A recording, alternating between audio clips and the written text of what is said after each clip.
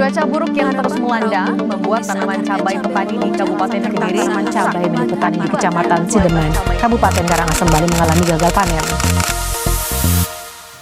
Seiring dengan bertambahnya jumlah penduduk di Indonesia, serta adanya alih fungsi lahan pertanian menjadi perumahan, industri, dan kawasan komersial menyebabkan produktivitas tanaman, khususnya cabai, mengalami penurunan yang cukup signifikan.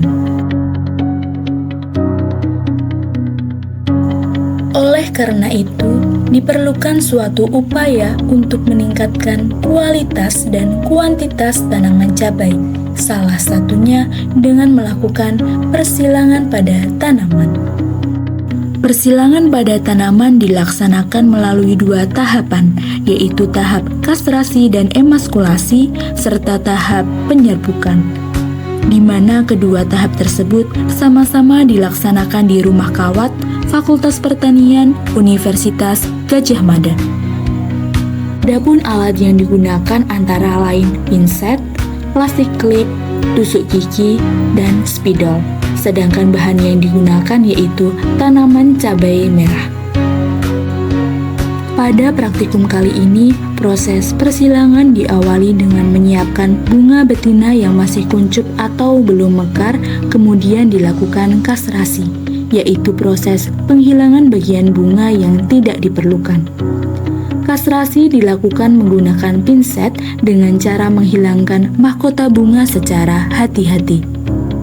Setelah kastrasi selesai, langkah berikutnya yaitu emaskulasi atau proses pembuangan alat kelamin jantan pada tetua betina. Proses emaskulasi penting untuk dilakukan dalam proses persilangan tanaman untuk mencegah polen menyerbuki kepala putih dari tanaman yang sama. Hal ini dikarenakan bunga cabai merupakan bunga yang berkelamin ganda atau hermaprodit. Setelah selesai, bunga kemudian disungkup menggunakan plastik klip.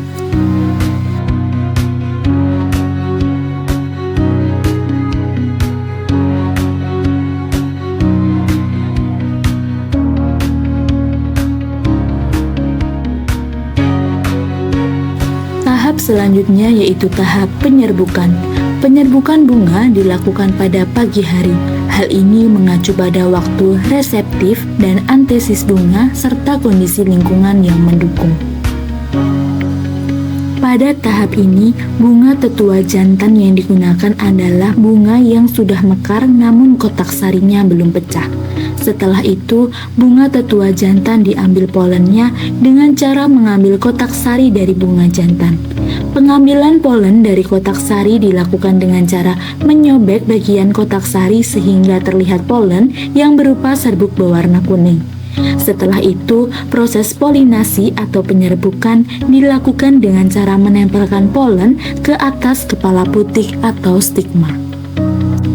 Setelah itu, tanaman disungkup menggunakan plastik klip untuk menghindari persilangan silang dengan tanaman lainnya atau menghindari gangguan serangga dan faktor-faktor lainnya. Selang beberapa hari, tanaman cabai hasil persilangan menunjukkan tanda-tanda keberhasilan. Hal ini dibuktikan dengan terbentuknya anakan cabai baru berwarna hijau.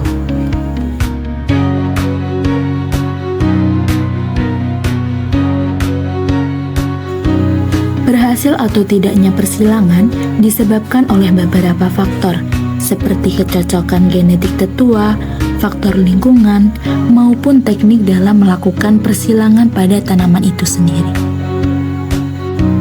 Saya Emma Widyastuti, selaku praktikan genetika pertanian A5, pamit undur diri. Terima kasih.